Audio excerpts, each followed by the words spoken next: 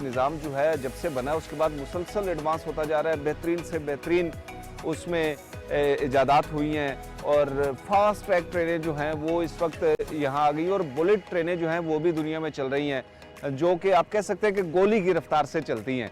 लेकिन इसके बावजूद जो ट्रेन है, जो सबसे पहली ट्रेन चली, उसको भी लोग देखना बहुत पसंद करते हैं और वो अब भी म्यूज़ियम में मौजूद है। इसी तरह जो पुरानी ट्रेनें हैं उनको देखने के लिए भी लोगों में बहुत ज़्यादा तजस्सुस होता है। इवन कि अगर आप किसी रेलवे ट्रैक के पास से गुजर रहे हो और वहाँ रेलगाड़ी आ जाए तो आप देखेंगे कि बहुत सारे लोग ऐसे हैं कि जो अपने तमाम काम छोड़कर ट्रेन को देखना शुरू कर देते हैं। मैं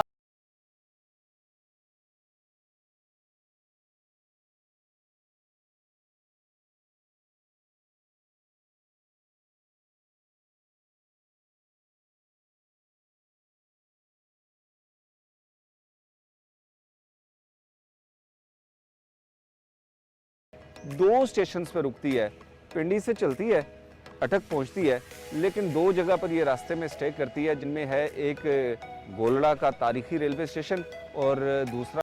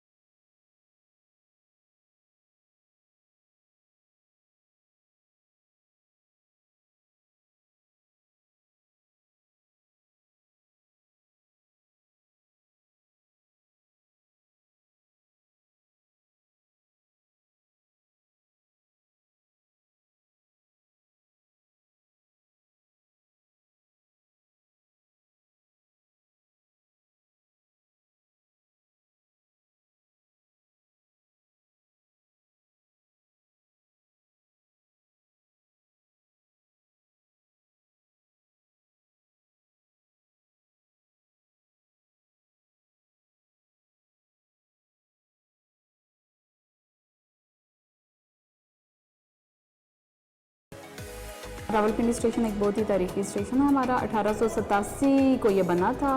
ये पूरी रावलपिंडी डिवीजन को कवर करता है और अप एंड डाउन की जो ट्रेन्स हैं ना, टोटल वो 28 चल रही हैं करंटली। पाकिस्तान रेलवेज़ का ये एम है कि वो टूरिज़म को प्रमोट करे, तो जो हमारे सफारी ट्रेन चलाने का मकसद भी यही है। पाकिस्तान रावलपिंडी रेलवे स्टेशन, गोलड़ा, हसन अब्दाल और अटक तारीखी लिहाज से भी और सैनिक लिहाज से भी बहुत अहमियत के हामिल हैं। तो मैं सियाहों से, टूरिस्ट से यही कहूँगी कि वो आएँ और विज़िट करें।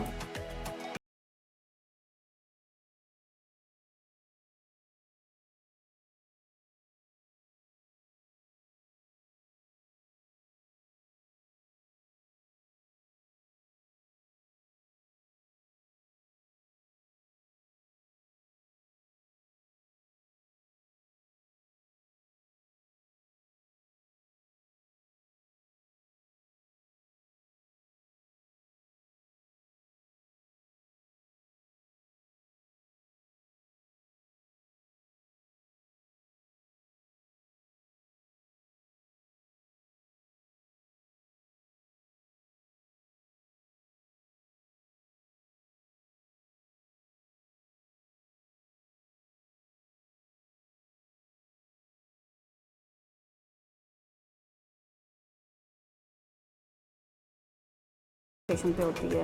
एक तो पार्लर कार लगती है हमारी, 3 इकोनॉमी कोचेस लगती हैं। इसके अलावा अगर सैलून अवेल करना चाहें, वो किसी पार्टी की रिक्वेस्ट अगर आती है प्राइवेट, तो वो हम अटैच कर सकते हैं उसके साथ। टोटल पैसेंजर कैपेसिटी 256 to 260 है। रेलगाड़ी के चलने से पहले रेलवे बैंड ने पुरकशिश धुन बजाकर सफारी ट्रेन के मुसाफिरों का इस्तकबाल किया।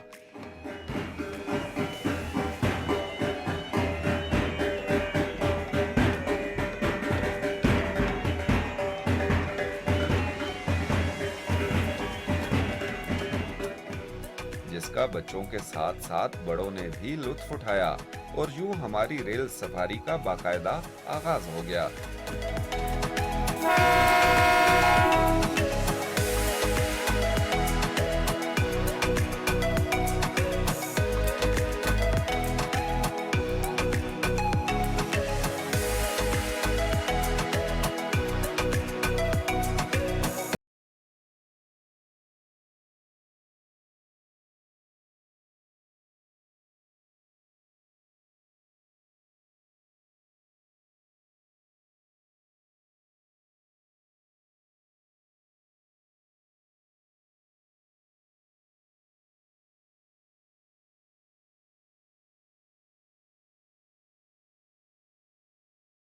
एक इकॉनमी क्लास नॉन एसी होती है, एक एसी पार्लर क्लास, और जो एसी पार्लर होता है वो सिंगल बाय सिंगल सीट्स होती हैं, 2x2 का पेयर्स होता है, और सेम इसी तरीके से इकॉनमीज होती हैं, 3x2 का पेयर्स होता है। और एक सैलून होता है, जो सैलून होता है वो सेपरेट कोच होती है और वो 20 पर्सन्स के लिए फिक्स होती है हमारी। सैलून में सिटिंग एरिया होता है, 2 कंपार्ट्स होते हैं, आप लोग सिटिंग करना चाहें वहाँ पर आप लोग रेस्ट भी करना चाहें तो रेस्ट भी कर सकते हैं।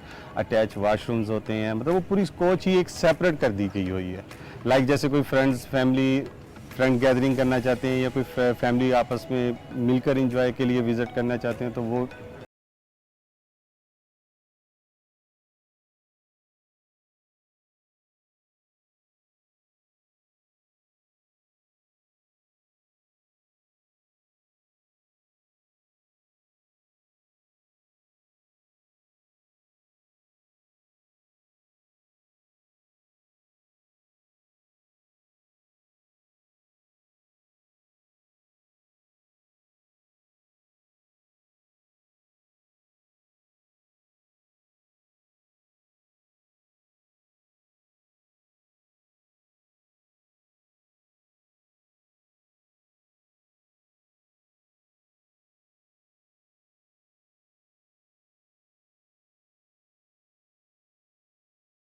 सफारी ट्रेन टूर के पहले स्टॉप ओवर पर हम पहुंचे हैं गोलड़ा रेलवे स्टेशन पे।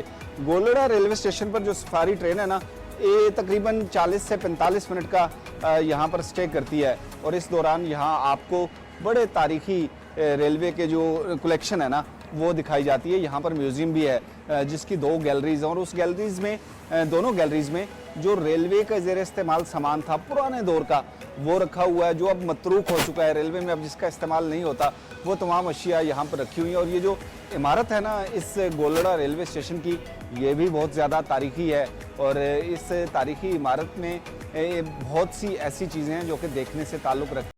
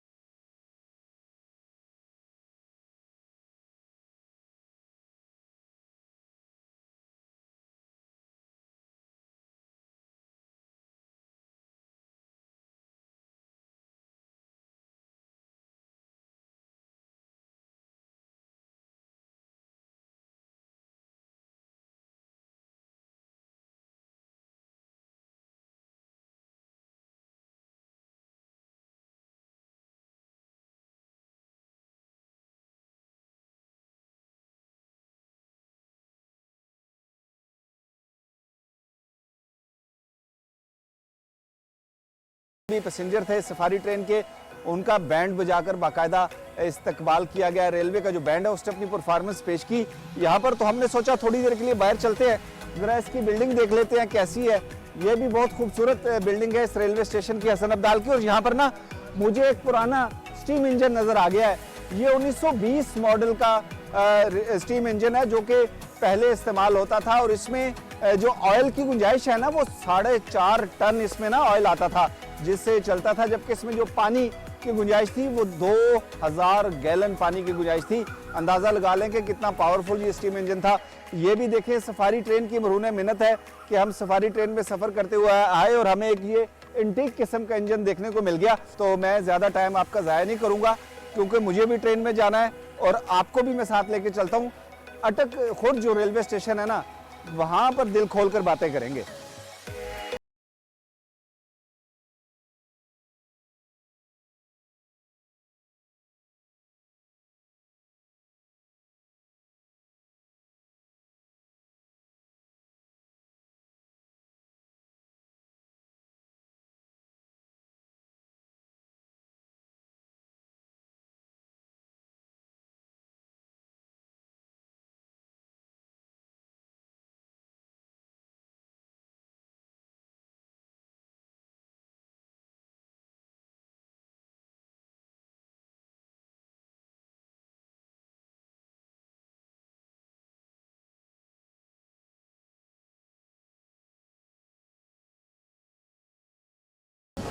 जो इलेक्ट्रिसिटी जनरेट करते हैं एंड थ्रू इलेक्ट्रिक पावर इसकी प्रोपल्सल होती है। ये अप्रॉक्सीमेटली 100 किलोमीटर का ट्रैक है। पिंडी से अटक खुर्द जो मैक्सिमम स्पीड है मुख्तलिफ एक सेक्शन के ऊपर वो 80 है और मिनिमम 65 है।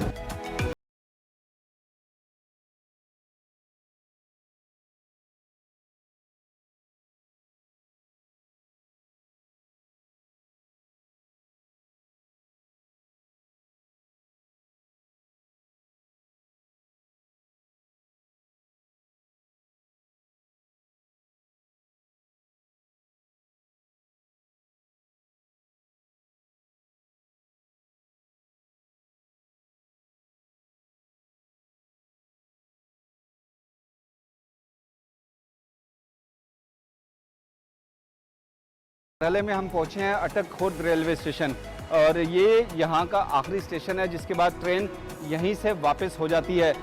यहाँ पर जो टूरिस्ट हैं, इस सफारी के जो मुसाफिर हैं, उनके लिए बड़े अच्छे मौके हैं कि वो कुदरती नज़ारों से महसूस हो सकते हैं। दरिया सिंध को देख सकते हैं। इस रेलवे लाइन के ऊपर जो तारीखी रेलवे का स्टील ब्रिज है जिसके नीचे से कभी जीटी रोड गुजरती थी, आप उसको भी देख सकते हैं। दरिया यहाँ पर बहुत ही वसी और बहुत ही आप कह लें कि पुरजोर है।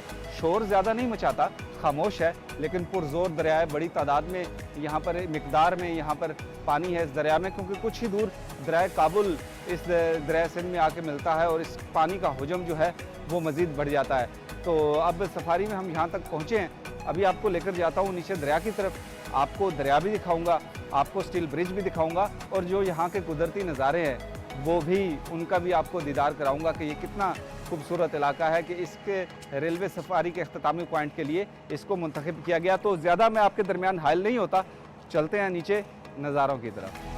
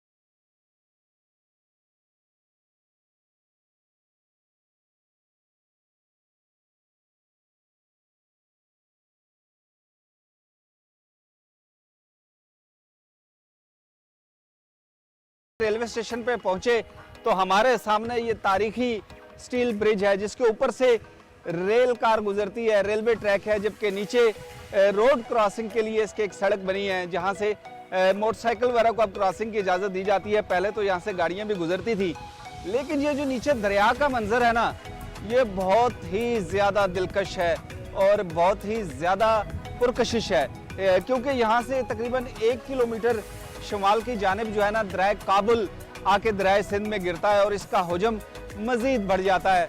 अब इस वक्त जो दरिया सिंध है वो बड़े ही ज़बरदस्त अंदाज में यहाँ पर बहता है, बहुत ज़्यादा पुरशोर नहीं है, काफ़ी हद तक आप इसको खामोश कह सकते हैं। यहाँ पर इसकी तलातुम खेजी इतनी ज़्यादा दिखाई नहीं देती, लेकिन इसकी गहराई बहुत ही ज़्यादा है। और ये वो दरिया है जिसे पाकिस्तान की लाइफ लाइन भी कहा जाता है, क्योंकि पाकिस्तान की जो ज़रई अराज़ी है उसके एक बहुत बड़े हिस्से को दरियाए सिंध सैराब करता है। इसका जो लैंडस्केप है वो बहुत ही ज़्यादा पुरकशिश है। इसके अतराफ में आप देखें तो चारों तरफ आपको पहाड़ नज़र आते हैं, जबकि दरिया के आसपास जो पथरीली चट्टानें हैं उनकी रंगत जो है वो दरिया से कुछ कुछ मिलती है। आसमान पर इस टाइम बादल छाए हुए हैं और ये बादल जो हैं इन्होंने इस मंजर को मज़ीद खूबसूरत और पुरकशिश बना दिया है।